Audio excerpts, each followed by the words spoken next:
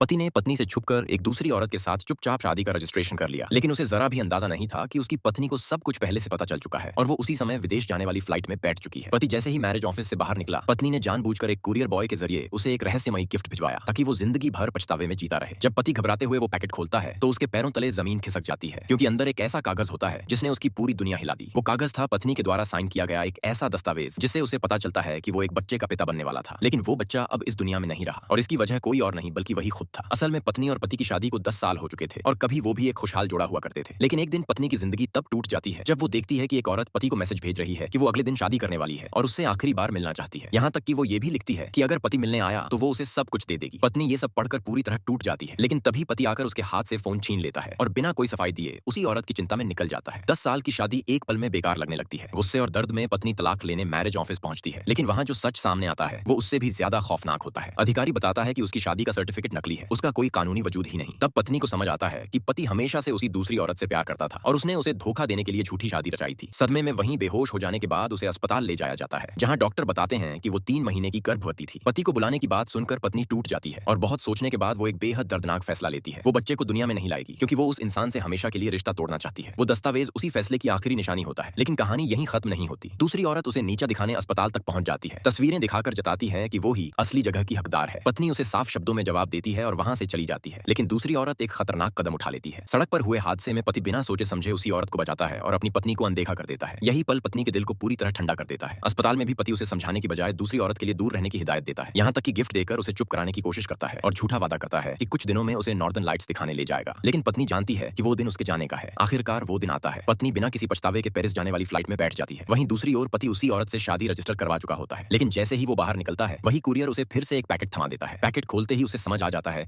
कि उसने क्या खो दिया है, और इस बार हमेशा के लिए।